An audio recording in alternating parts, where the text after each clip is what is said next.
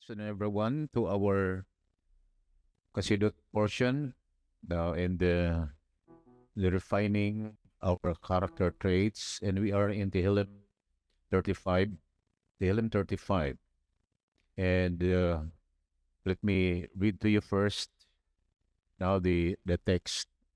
To David, fight Hashem my adversaries, battle my attackers, take hold of shield and armor, and rise up in my defense. Throw the spear and barricade before my pursuers. Say to my soul, your salvation am I. May they be shamed and disgrace those who seek my life. Let them retreat and be humiliated, those who plot my harm. May they be like chaff before the wind, with the angel of Hashem driving them on. May their way be dark and exceedingly slippery, the angel of Hashem pursuing them. For without cause they hid me in a pit with their net. Without cause they dug to kill me. May darkness come upon him unaware, and his own net which he concealed. May it ensnare him. In darkness may he fall. Then my soul will exult in Hashem and rejoice in his salvation. All my limbs will say, Hashem, who is like you, deliverer of the poor from one mightier than he, of the poor and needy, from him who robs him. Extortive witnesses rise up. What I know not, they demand. They repay me evil for good, death for my soul. But as for me, when they were ill, my clothing was sackcloth, and I afflicted myself with fasting. As for my prayer upon my own bosom, let it return, as if for a companion, as if for my own brother I went about, as if in mourning for a mother, I obliquely bent over. But when I leaned, they rejoiced and gathered against me, gathered the lame. I know not why.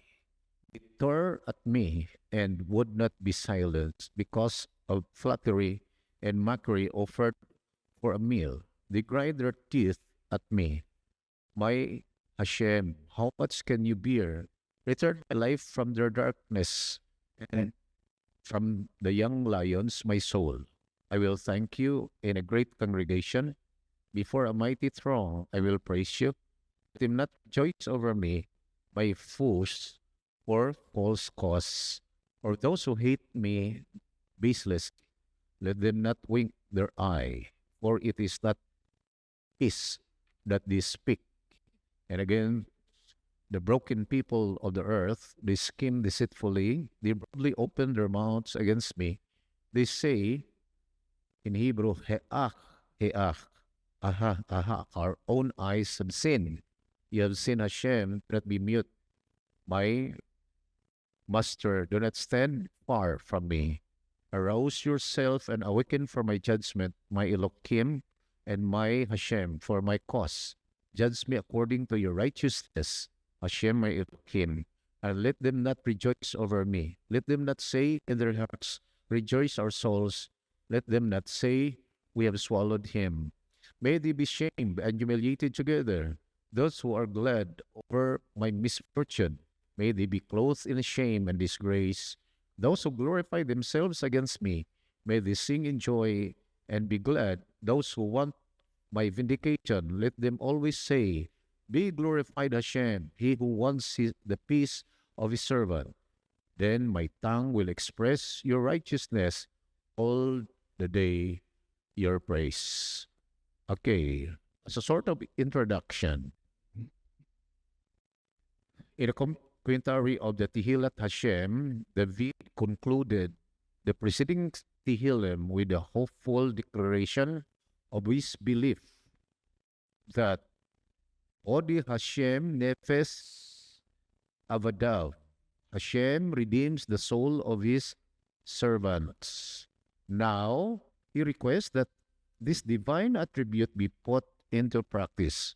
and he pleads with Hashem to redeem him from the menace of his many enemies. According to Radak, this Tehillim was composed by King David while he was fleeing from King Shaul. And according to Sforno, these verses record David's pleas as he fled from his rebellious son Absalom. So we can find the two great enemies mentioned here, and that is Shaul and his son Absalom. Okay, so Tehillim 35 was talking about David's pleading to Hashem in correction to his enemies metungod sa iyang mga kaaway. Okay, and that's why we can find now to David, fight Hashem, my adversaries, battle my attackers. Okay, and according to the commentators, this reminds us that Hashem is Ish Melchama. Hashem is the master of war. Ish Melchama, and that is a part of the Asyaser Moshe. The song Asyaser Moshe, Obini Yisrael, Adonai Ish Melchama, Adonai Shemo. Hashem Ish Melchama. Hashem is the master of war, and Hashem is name. So we need not forget na si Hashem mao ang nakig-away, and then we need also to remember that dunay enemies nga diin anaa sa heavenly realm, nga diin ang mga malak, mga angels nga assigned sa mga nations trying to withhold now sa mga blessings nga gi-deliver sa mga angels alang ni adtong mga righteous nga mga nagaampo. Okay? And then we can find here that si King David nagaampo no, against sa iyang enemy. In the book of Tehillim 104 verse 35, it says that let sin cease to be on the earth. And that is, in the Talmud, Birakotin A interprets the meaning nga dili daw ta ngayon nga mag-ampo nga unta mga matay na ng mga tao nga mga daotan. Instead, mag-ampo daw ta nga hunong ang sala niya na nga mga tao aron ang tao makatisuba. Now, that means this is addressed to people and even the enemies nga there is a chance for them to do tisuba. Doon ay mga enemy daw nga doon pa'y chance magtisuba.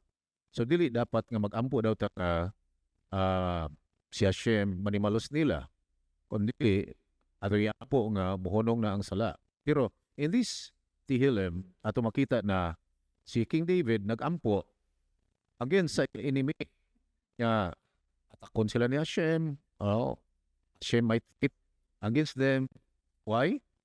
Because, according to the sages, kini siya nga instance addressed to the enemies of King David nga diin walay chance nga magtisuba. So, kung ang mga enemy sa mga righteous wala na chance magtisuba, ang prayer mao nga manghangyo ang Hashem nga to fight against these enemies. And then we can find in verse 4, it says, may they be shamed and disgraced, and those who seek my life, let them retreat and be humiliated, those who plot my harm. Tumadao nga nangita sa ako ang kinabuhi, gusto mo patayin ako, himua nga sila maulawan, sila anagan, and may they be like chaff before the wind, with the angel of Hashem driving them on. In Bamidbar, Tankoma, Bamidbar 4 compares the children of Israel who are well nourished with the mitzvot. Ang mga anak sa Israel, mga Israelita, nga naglakaw sa Torah, gikumparar daw sa well-nourished nga mga abundance of files in grain. Why? Because of the mitzvot. Whereas, ang mga tao to nga walay Torah, sila mga empty, meaningless, o ilang lifestyle, wala sila meaning nga kinisya, walay kalahian sa gituwag o worthless chaff. And then we can find the judgment sa verse 6, may their way be dark and exceedingly slippery with the angel of Hashem pursuing them. Now, according to the sages, the wicked represent darkness, as it says, and their deeds are in darkness, as mentioned in the book of Isaiah 29:14. Therefore, Hashem punishes them in the darkness of the night. If ever si Hashem will execute og punishment sa mga taong mga wicked, kini gitunong yun og gabi. For example, the angels arrived to overturn Sodom and Gomorrah at night. Mga angels nga ni overthrow sa Sodom and Gomorrah, kini siya na gipahigayon sa kagabion. And therefore Hashem and then the firstborn of Egypt, they were also smitten at midnight. Sila ipanisan, gihampak sa middle of the night. And then Sankerib and his army, they were destroyed at midnight. And we can find also in the book of Daniel, Belshazzar was slain at night. Si Belshazzar, gipatay, panahon sa gabi. And then Haman, the downfall of Haman started when the king Ahasuerus was not able to sleep at night. So too in the future, the wicked will be covered by darkness, but the righteous will be bathed in light. As it says in the book of Proverbs 4, verse 18, the book of Proverbs, and the path of the righteous is like a shining light. Ang mga dalan sa mga matarong, sama siya sa nagdanap nga kahayag. Okay? And then, we can find in verse 7, for without cause they hid me in a pit with their net, without cause they dug to kill me. And then verse 8, may darkness come upon him unaware, and his own net which he concealed, may it snare him in darkness, and may he fall. Verse 9, then my soul will exult in Hashem, rejoice in his salvation. Ven nafshi tagil bahashem tasis bi Yeshua. You will find the two words in connection to joy. Number one is gela, tagil, and number two is asis. Now, because it says tasis. What is the distinction between gela and saskon? Gela, according to Malvin, gela is inner joy, kalipay nga nasa sulod, because we serve Hashem, and we know that He is the only true Elohim. He is the creator of the universe. Now, and remember, when you say Hashem, that is in memory of the four-letter name. You can find Shiveti Hashem Litagdi Tamid. I have put Hashem in front of me always. Okay, so Hashem is in memory of the four-letter name. And you say Adonai, still it is in memory of the four-letter name that He is the master of the universe. He is the Ribono Shel Olam. And then we also call Him Elohim. That means He is the judge and the power of all the powers. Siya ang gahom sa tanang mga gahom. That's why we call him Elohim. And then we also call him Kadosh Baruch Hu. That means the Holy One, blessed be He. Kadosh Baruch Hu. And we also call him Avaya. And Avaya means He was, He is, and He will be. Okay, so every time we say Hashem, that is in memory of the 4-letter name. And as a result, we have the joy inside of us, and that is called Gela. Everybody say Gela. And that's why you can find, you can hear the song, Haba, Haba na Gela, because Gela is a kind of joy that is inside, deep within our soul. And then the term Sason. The term Sason describes the external manifestation of gladness. Usa ka gawas nun nga pag-express nga ikaw dunay kalipay. Yes, of course. First, you're smiling. Secondly, you're clapping your hands. Now, you are making a body language. You are dancing. Now, ikaw ni sayaw. Dili makasayaw ang tao kung wala siya joy inside first. Ano na siya kilipay sa sulod. Mo na nga, di nyo mapugngan madyo kusog siya sayaw. Meron ako doon ay kaubanan nato, nanghangyo siya ba? Siya, Hilder. Mo awit magitag mga chali, no? Anong, dili lang unta tamuwilo ka igsayaw, no? Kanang parehas sa mga born again. Na mas mabuilo pa noon. Mas mabuilo pa noon kay ang mga Diyo musayaw na walay instrumento. Now they are dancing without even instruments, and even siya lang uta.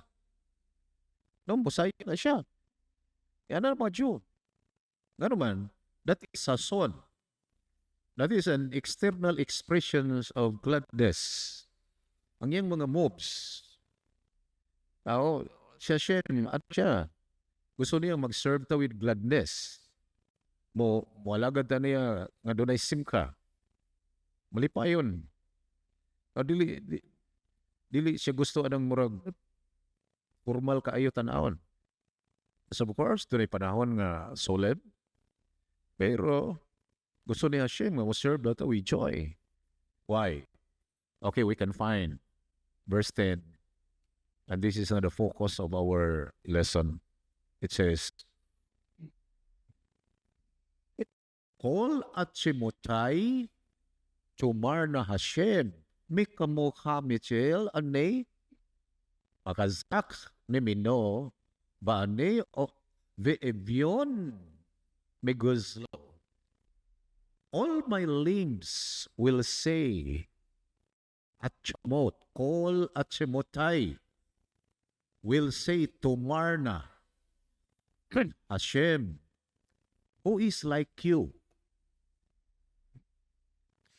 Ano sa man ang pagka-istorya, ha? Now, he was talking about Gela, that is the inward feelings of joy, knowing that Hashem is our Elohim, He is on our side. And secondly, the Sason, that is the external expressions of gladness. And then it is described, unsa tong mga external expressions. It says, all my limbs, with all my limbs. And the term limbs here, kung mo siyang tanawon is atchimotai, talking about the bones. And according to the sages, in the commentary of Radak, David chose the bones to symbolize the entire body. Tungod kay ang mga bukog mao ang symbol sa kinatibuk ang body. Because they are its mainstay. The ecstatic shaking, kanang malipayon nga mga moves. No? Ecstatic shaking. Doon pang move, no? Murag vibrate, is to say. Vibration of the body and swaying of the body. Now, swaying of the body, it says, during the recital of prayers, panahon nga mo, recite daw biraka, is in itself an eloquent expression of praise. Okay. We learned now, we learned how many years ago why ang mga Diyo mag-ampo, no? Magsigig move sa ilang ulo. And then we explain nga ang hinungdan mao ang fact nga ang soul sa mga righteous mura siya og candle na Shem, ug ang candle ang iyahang stiga, no, nagsigig move, no, nagsayaw. Yan anak pod nga ang ulo sa mga Diyo kung magpray, magsige og move, because they are likened unto candle. But then dunay dili anak lang. Doon ko dito sa Wailing Wall. Now, nay nagsiga anak-anak. Nagbira ka. Nagsisag-shake siyang ulo. Ug sa iyang kamot. Niya nag-recite siya bira ka. Nanapoy laki ng mga moves. Nanapoy siya. Niya, sige, recite. Oh. Siya. And I question, kano kang ginaanan na sila? Only to find out, kinida nga verse, Tehillim 35, verse 10, all my limbs will say. That means all parts of my body will now express the external expression of gladness. Nga dili lang clapping of the hands. Nandili i-shake pa ang ilahang limbs. Because it says here, ecstatic shaking and swaying of the body during the recital of prayers.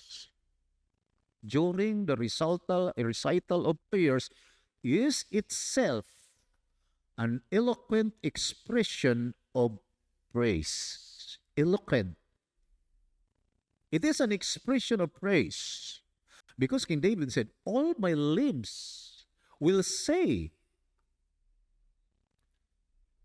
ang akong mga bukog, musulti.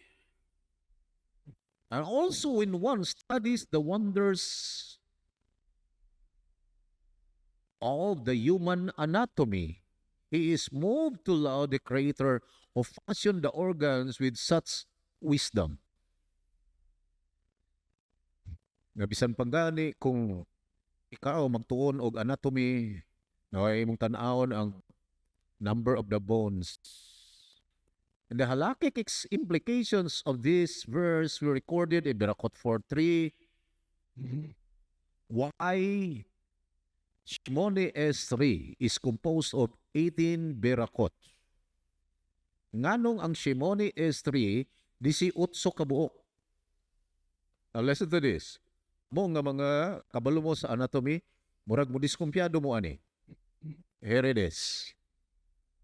The daily prayers contains 18 benedictions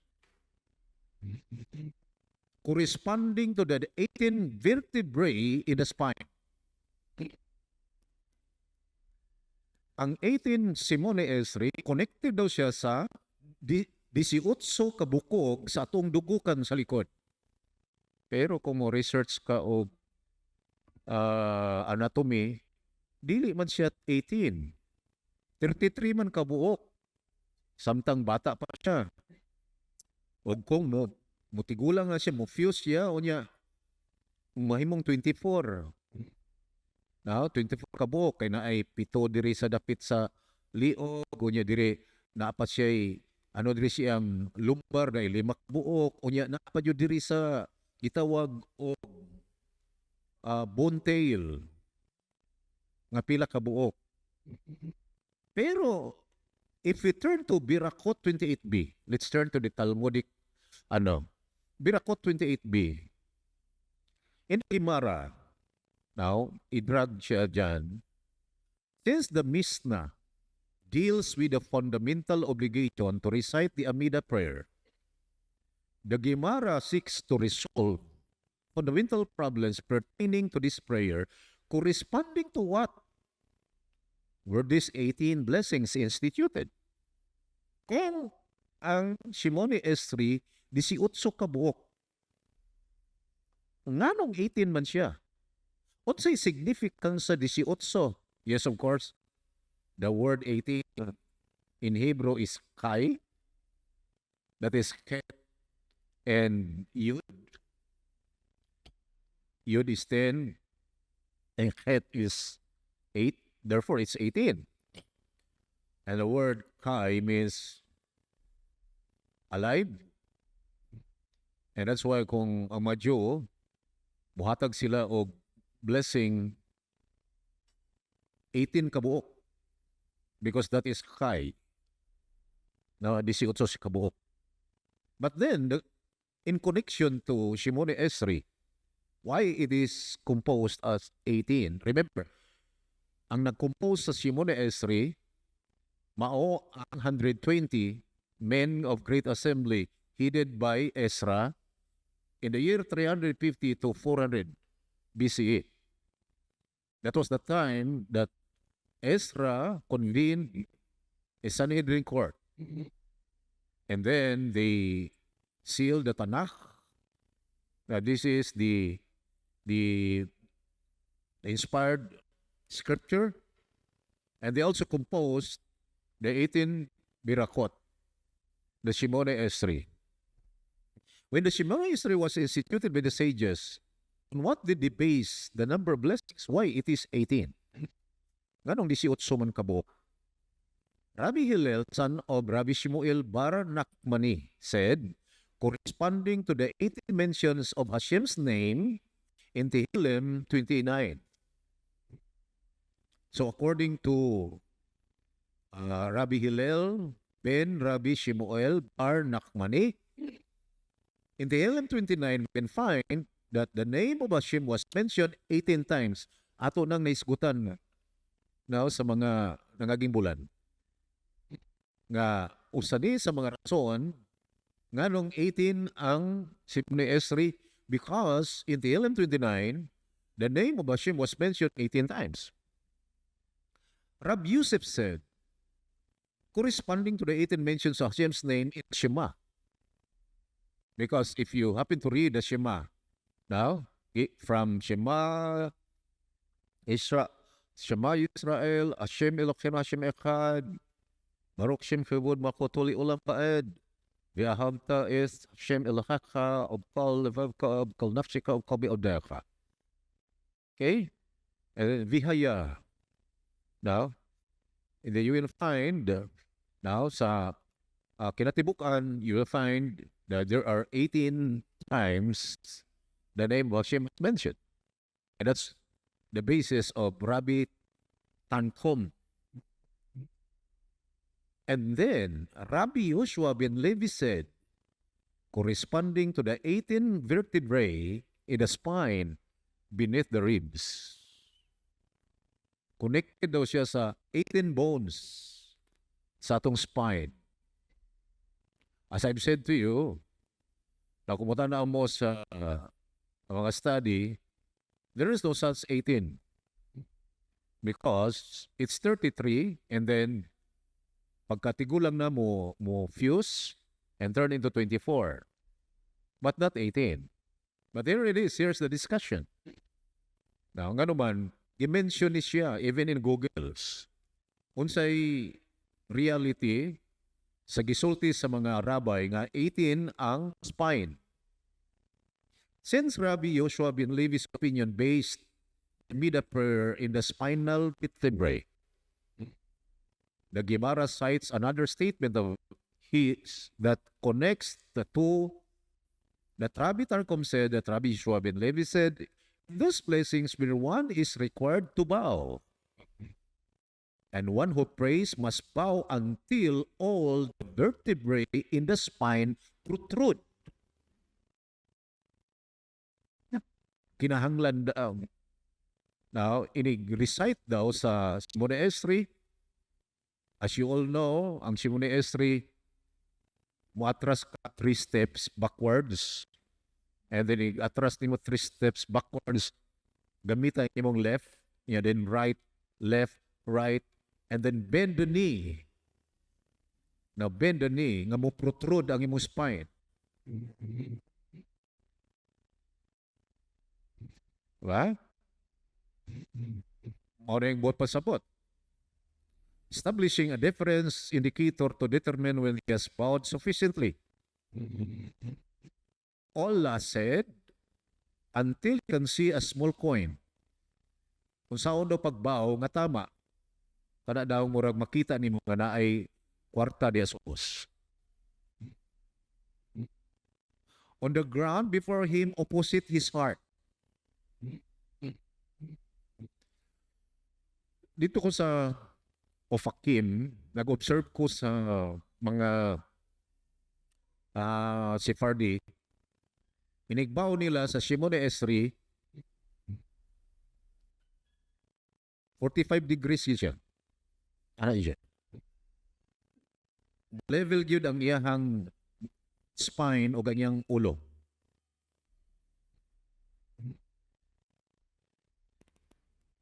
Ano man, tungod gay mo protrude daw ang imuhang mga bukog sa spine. Kinahanglan mo protrude. And Rabbi kanina said, there is a room for leniency. Okay? So doon ay lenient line. Once he moves his head forward,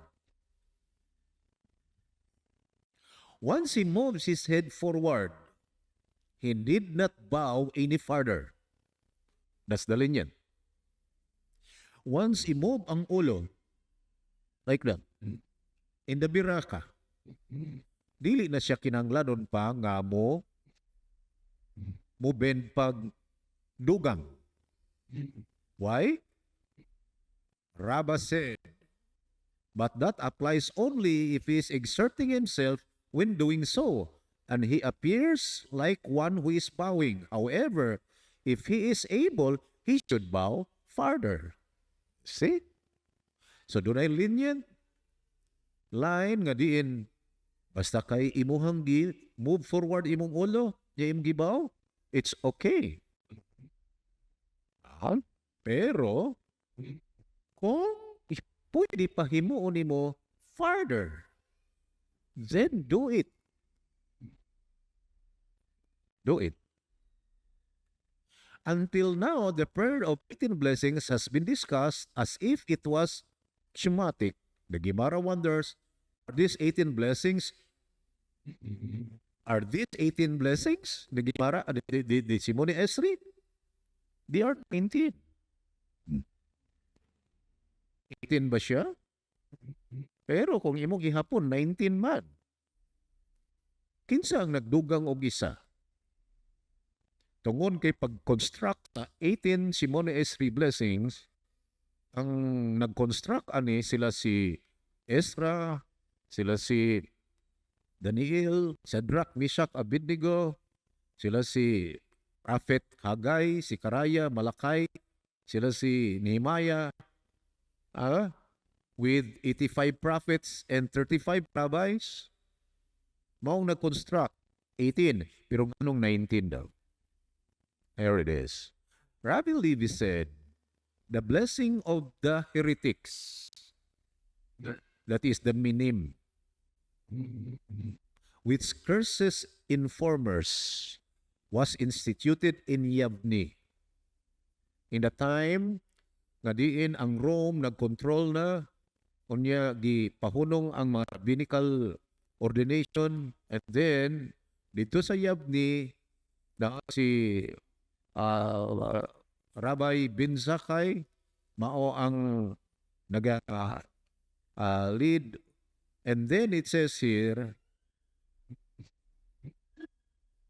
it was instituted in Yabne, is not included in the original tally of the 18 blessings. Nevertheless, since the number of blessings corresponds to various allocations, the Gemara attempts to clarify corresponding to what was this 19 blessing instituted. Rabbi Levi said, according to Rabbi Hillel, son of Rabbi Shemuel bar Nachmani, was said that the 18 blessings correspond to the 18 mention of Hashem's name that King David said in Tehillim 19. That corresponds, and the 19 blessing corresponds to a reference of Hashem in that psalm, where a name other than the tetragrammaton was used. The kavod, the Elohim's kavod thunders. According to Rabbi Yosef, who said that the 18 blessings correspond to the 18 mentions of Hashem's name, the Shema. And the additional blessing corresponds to the word what is in Shema, although it is not the tetragrammaton. It expresses the essence of faith in Hashem. According to what Rabbi Tanchum said, that Rabbi Yoshua ben Levi said that the 18 blessings correspond to the 18 vertebrae in the spine. And the additional blessing correspond to the small vertebra that is at the bottom of the spine. So still it's connected to the spine. It's connected to the vertebrae. And the question now, who is the responsible rabbi nga mo'y nag-construct sa ika-19? Kaya wala man nag-i-appeal sa time nila ni Ezra sa 120 men of Great Assembly. In light of the previous mentioned blessings of the heretics, the Gemara explains how these blessings was instituted. The sages taught Shemon HaPakoli arranged the 18 blessings already extant during the period of the Great Assembly before Rabban Gamliel, the Nasi of the Sanhedrin, in order in Yavni. Due to prevailing circumstances, there was a need to institute new blessing directed against the heretics. Therefore, Rabban Gamliel said to the sages, is there any person who knows to institute blessing for the heretics? A blessing directed against the Sadducees? Shemuel Hakatan, who was one of the most pious men of that generation, stood and instituted it. So, ang author sa Laminim Vidlamal Shinim, si Rabbi Shemuel Hakatan, mao ang nagkumpos. Yan nga, actually, blessing, but it's a curse. Now, it's a curse against sa mga false religions. Kabalo mo kung say false, in plural is minim. In singular is min or mini. And the word mini is Hebrew. Now, mini ng mga relihiyon. Every time ng mga Jew mag-recite sa Simon e Esri, and they recited it 3 times daily. Katulo nila gi-recite para nga ilang ma-reach ang 100 biraka every day. Usa sa Shakarit, usa sa Minka, ug usa sa Marib. So ang regular biraka sa Simon S3 is 3 times 18 equals 54.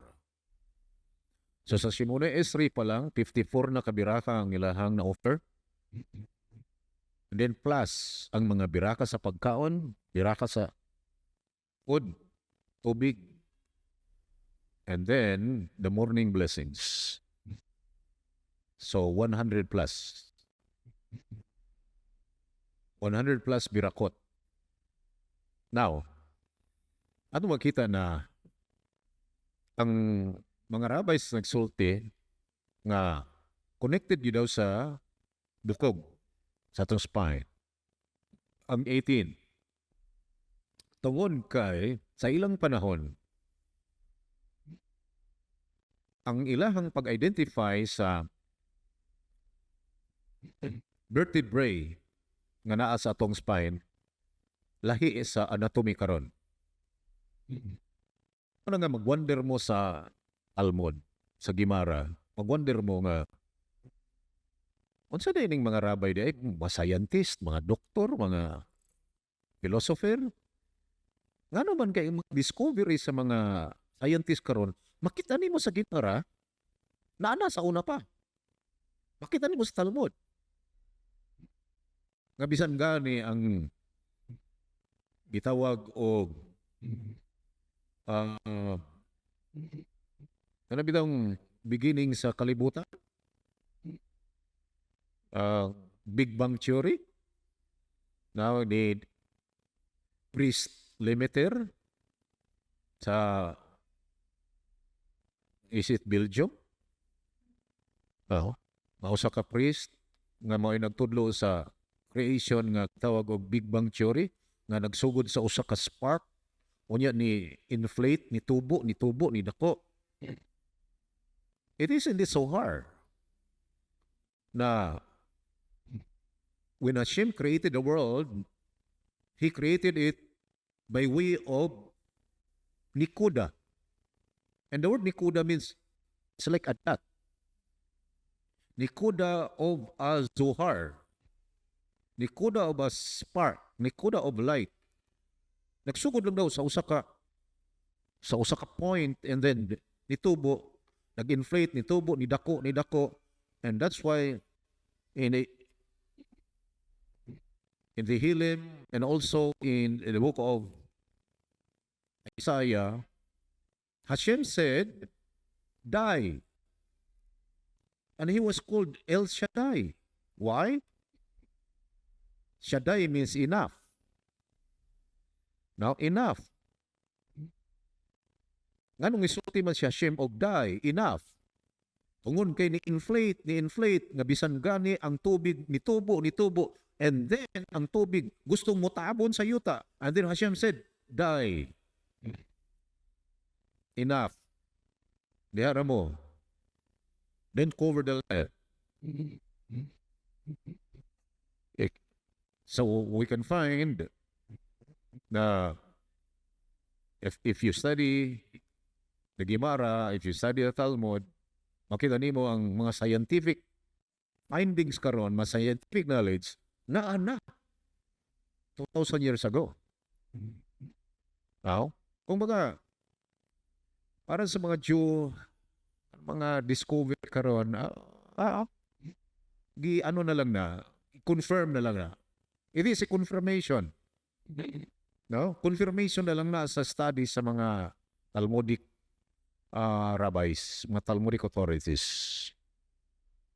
Ang advantage sa mga Jew, tungod kay nag-study sila og Talmud, they learn how to discuss, how to argue.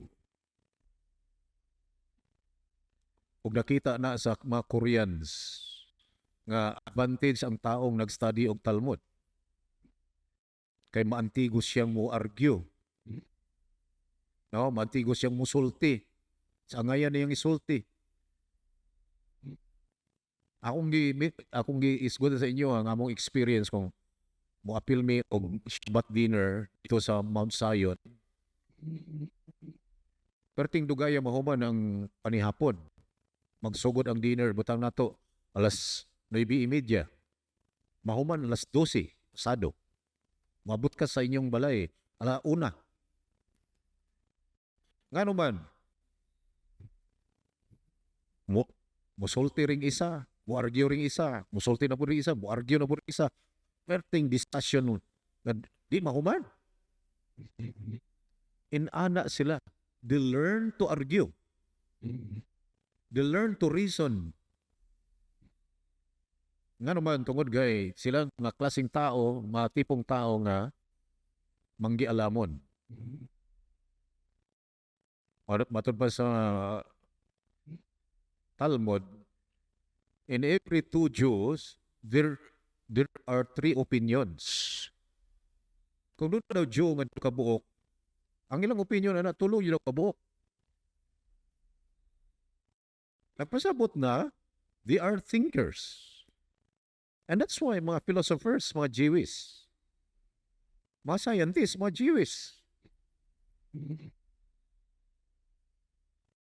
Why? Tungon kay nasa sa Gimara. They have studied it and applied it and ascertained kung unsa ang gisulti diya sa mga rabbis nga naa sa Talmud, ilang gifokusan kung unsa ka tinuod ug nakaplagan nga tinuod. And that's why kung sa ilang panahon 18 bones lang ang vertebrae, tungod kay nag-focus sila sa spine nga diin mo protrude inig yukbo, inig baw. And that is in connection to the 18 Biraka for the Shimoni S3 connected to the limbs, connected to the bones of the spine. Because ato makita na King David said, all my limbs will say, ang tanan akong mga bukog, musulti.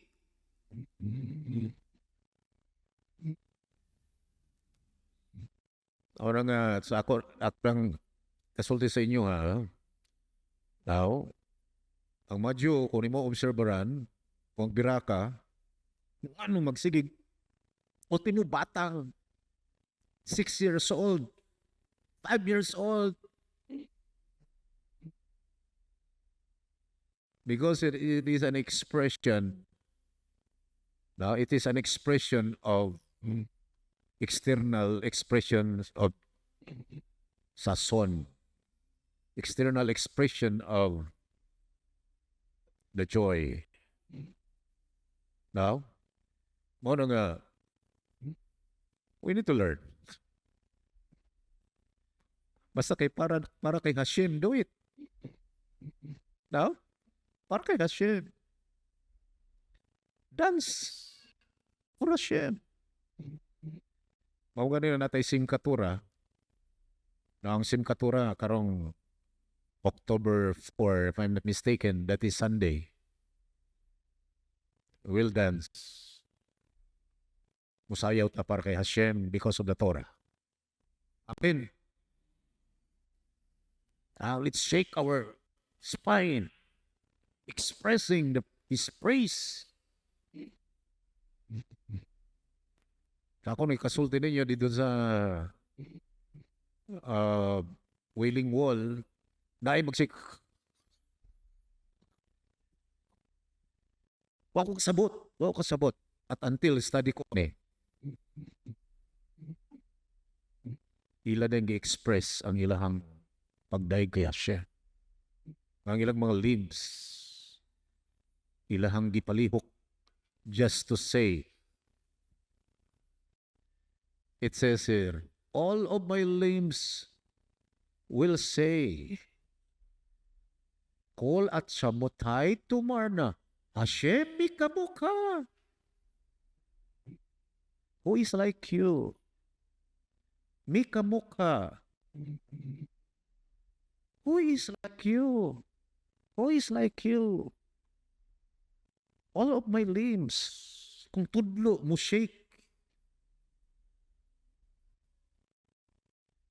Nara may mga sa una na may mga Christians pud ga shake no, pero lahi man to ilang shake good. Pero kanang shake ba nga iya ba sa mga Jew, masabtan man gud nato nga what for, para asa na. Kay iha din gimove ang iyang mga limbs expressing Hashem's praise. That means mas nalipay si Hashem sa mga taong nagamove kaysa taong gapundo.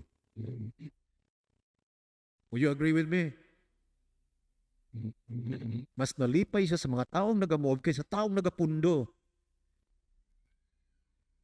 Ngano man, wa ka ita kabalo para asa ning atong lawas eh.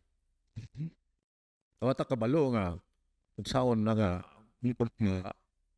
ma-express na to ato ang praise para kay Hashem. That's why we need to be trained. Yan nag-training. At least, kabalo pa taan na. Other than mo nagpinata, kabaluan na da. Kabalo pa ko ana. Gimo na ko na sa una ba? Still we have time. Baruch Hashem, still we have time. Baruch Hashem, nga napat panahon. No? Nga din, himo na to na. Okay. Now, in the Midrash, Vayikra Rabbah 30:14. Makita nato ang mga four major organs sa gisgutan in praising Hashem that is connected to the four species of the lulab in the time of the Feast of Sukkot. Sa Sukkot, doon ay upat ka lulab. Now, number one, katululab, udlo sa date. Number two, doon ay gitawag og hadas. Now, and then, doon ay gitawag og myrtle leaf. Og doon ay gitawag og araba, og gitawag og willow leaf, og ang itrog or citron. Kita nato na ang date, walay aroma, pero tamis. Ang itrog, humot, pero dili tamis. And then, doon na po'y walay lasa. Yan na po'y humot nga way lasa.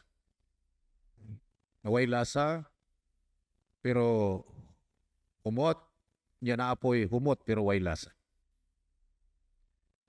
According to the Midrash, this is connected to the four organs of the body that is connected to the praise of Hashem. Number one, the lulab is connected to the spine. Number two, the hadas is connected to the eyes. And the araba is connected to the mouth. And then the itrog is connected to the heart. And all of these four major organs are fundamental to the rest of the body and soul.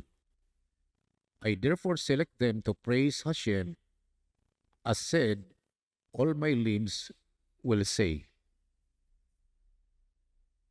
That means, dili lamang ang ako ang vertebrae, dili lamang ako ang bukog, kundi ang ako ang mata, akong baba, ingon man akong kasing-kasing, o ako ang spine. My spine, my eyes, my mouth, my heart. All of my limbs will say, Mikamukha, Hashem Mikamukha. Hashem is like. Okay, let's continue. It says, deliver me, O Hashem, deliverer of the poor from one my tyranny, of the poor and needy from him who robs him. Extorted witnesses rise up, what I know not, they demand, and they repay me evil for good. Death for my soul. Ang akong mga enemies, nangandoy nga mamatay ko. And then he said, but as for me, when they were ill, para nako, kung sila'y magsakit, my clothing was sackcloth, magsinina akong sako, and I afflicted myself with fasting. Kung sila'y magsakit, magfasting pa ko. Pero sa dihang ako na'y nagsakit, gusto nilang mamatay ko. As for my prayers upon my own bosom, let it return, as if for a companion, as if for my own brother I went about, as if in my mourning for mother. Kung sila na ay problema, na sakit, ako mag-mourn. Sama nga nag-mourn ko sa akong inahan. Sa mga Diyo daw kung paano ilang amahan, mas less daw ilang pag-mourn compare sa inahan. Ano man? Kaya nagpanaw daw sa amahan, mabilin mo daw ang inheritance. Mo inherit man daw sila dayon, so medyo dili kaayo buylo ang ilang pag-mourn. Pero nagpanaw daw sa inahan, mas taas silang pag-mourn. Tungod kay 9 months sila sa tiyan. Unya, tuig sila nga nagsuso silang inahan o sa ilang paghigda, tapad nilang ilang inahan. And that's why, mas taas ang level sa pag-mourn for the mother compared to the father. Kaya mostly daw ang mga inahan, wala daw inheritance. They left nothing for the children. But when I live, they rejoice and gathered against me, gathered the lame. I know not why. They tore at me and would not be silenced. Because of flattery and mockery offered for a meal, they grind their teeth at me. What does it mean? Kung mag-pray daw sila, ang iyang enemy, remember, ang iyang enemy is within Israel. Now, ang noted yung enemy, si Achitophel, si Doeg, Absalom, yung anak. Ibinuangan siya ni Absalom. Ngayon siya, Aba, mobisita ko sa Kibron kay mo-offer kong sacrifice. Padali ko og duha ka elder. Pagsulat aba, paghimog order, nag-orderan ni si elder so and so sa Sanhedrin para mo guide sa kuha dito sa Kibron. Nengotan na si King David. Kinsa nga elders? Kinsa blanco hilang, kaya kulay butang. So nagsulat si King David. Giorderan niya mga elders nga ubanan si Absalom. Giduol daw ni Absalom ang duha ka elder. Unya giingnan. Tanawa o. Paubanon mo na ako. Unya wala gisulat inyong ngalan. Wala siya kag-respeto sa inyo. Humiliate mo sa akong amahan nga si David. Nasuko ang elders. Kaya gihimo daw na niya sa 100 ka bisis o 200 ka elders ang nikuyog ni Absalom dito sa Kibron og maoy nag-declare niya nga siya mao ang mahimong king nga mo take over ni King David. That's what happened. And then verse 78, My Hashem, how much can you bear? Return my life from their darkness, from the young lions, my soul. Make Keferim Yakidati. This is the second time that the term Yakida is mentioned in Tehillim. That is Tehillim 21, verse 21, 22, 21, and also in 35, verse 17. This is one of the 5 levels of the soul. Remember the 5 levels of the soul, the Nefesh, Ruach, Nishama, and the Chaya, and Yakida. And Yakida is mentioned twice in Tehillim. Here, in chapter 35, or Tehillim 35, verse 17, and also Tehillim 22, 21. I will thank you in a great congregation. Before a mighty throng, I will praise you. Gusto yun si King David nga inig-bless niya kay Hashem Makit-an siya sa mga tao. And let them not rejoice over me, my foes, for false cause, or those who hate me baselessly. Let them not wink their eyes, for it is not peace that they speak. And against the broken people, the earth, they scheme deceitfully, they broadly open their mouths against me. They say,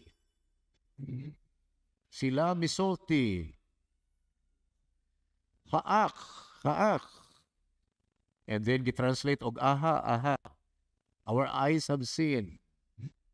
You have seen Hashem, do not be mute, my master, do not stand far from me. Arouse yourself and awaken for my judgment, my Elohim, my master, for my cause. Judge me according to your righteousness, Hashem, my Elohim. Nga nakingon si King David na judge me according to righteousness. Yes, of course, there were times nga diin mo judge si Hashem sa tao, subala siyang merit. But in this particular text, King David said, judge me according to your righteousness. It's not because of me, but it's because of yours. And then he said, Hashem Elohai. Iyang gigamit ang duha ka pangalan, the name of Hashem and then the Elohai, Elohim. Remember, Hashem is called as Midat Harakamim. That is the attribute of mercy. If ever anaa ang four-letter name, niya magisgot o judgment and punishment, nagisgot siya sa gitawag og Midat Harakamim. That is the judgment, the attribute of kindness, attribute of mercy. And then the name Elohim is the Midat Hadin, that is the attribute of judgment. Is this? But then King David said, judge me according to righteousness. That means for my favor. Nabisan puod pulang ko og timbang, but because of your righteousness, insaktuhon ko.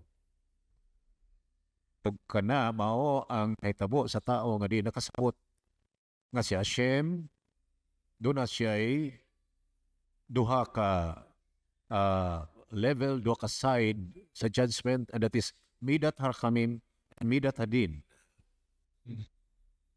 Midat Hadin, that is justice according to the merits, but then Midat Harakamim is judgment according to His righteousness. Nakita ni Hashem si King David. Kasi King David, mao ang tao nga gipangitaan niya, siya ang naka-fulfill sa failure ni Adam. Nakita niya si King David nga diin lahi sa bang tao. Ang mga enemy ni King David, nag-study doktora, nag-study na doktora, naa daw sila sa point sa unsay punishment sa unsay hinungdan sa tsaraat. O unsaon nga ang tsaraat ma-purify.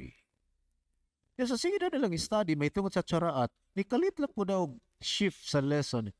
Unya, unsa may punishment po ni King David sa iyang sala. One time, i-confront ni King David. Unsay tubag ni King David sa ilang pangutana, unsa may punishment, mitubag daw si King David. O gayang tubag, mao. Ang sala daw sa adulterer, mao nga siya dies by kinok, that is choking. But at least he still can hope for a share in the world to come. That means, kung patyon ko ni Hashem sa choking, at least, panahon ko niya sa world to come. However, he who disgraces another man in public forfeits his portion in the world to come. Bisan kinsa ninyo nga manira mong tao ana sa public, magbutang-butang mo istorya. Ang inyong merit, kini siya ma-forfeit ug ihatag siya sa tao nga inyong gidaot. Remember, ang lasyon hara, mupatay og tulo ka tao. Number 1, patyon niya ang nagsulti. Number 2, patyon ang naminaw. Number 3, patyon ang hinungdan sa lasyon hara. Ang subject sa lasyon hara. And that's what King David said, magsige mong pangdaot na ako. Ang inyong merit, mawala ninyo, ma-forfeit sa inyo. Ug ihatag na sa tao nga gidaot ninyo. And that's why, sumala sa gisigutan nga dito sa heavenly court, tanawon daw ang mga ledger of records, naa daw miingon nga, nganong naaman ko ani nga merit nga, wala mo ko naghimo ani, mitubag pod ang mga angel. Wala ka gahimo ana, pero kantong tao nga nagdaot mo, ang iyang merit gibalhin sa imo. Nao po daw nagreklamo, mingon, ngano man na nga nabutang na sa kong record nga ako naghimuan nga sala. Wa ko gihimuan nga sala. Mingon daw, katong tao nga imong gidaot, ang iyang sala butang sa imo. You see how important really is. Sundan na to si King David. And then in closing, we can find in verse 23 to 25. In verse 26 to 28. May they be clothed in shame and disgrace, those who glorify themselves against me. As what we have discussed in the introduction. Si King David, kung doon ay makasasala, nga doon na pa'y chance nga magtisyo ba, maingon si King David na huno nga ilang sala. Pero kung doon ay makasasala, nga kalaban niya, nga wala na'y chance magtisyo ba, maingon si King David, fight against them. Verse 27, may they sing in joy and glad. Those who want my vindication, let them always say, be glorified Hashem, He who wants the peace of His servant. Verse 28, then my tongue will express your righteousness all the day, your praise. That means, ang baba ni King David, gipuno niyang Torah, samtang kabasa siyang Torah, he utters it, o giyahang ipadungog ang mga tao sa Torah ngayong gi-istadihan. And accordingly, panahon sa tungang gabi, kung si King David, mustadig Torah, yung madungog, nga naman tuaman sa tumoy, iyang balay, madungog sa mga tao, ang mga tao po daw mamangon, and then they study Torah. Why? Because he was the model. Okay?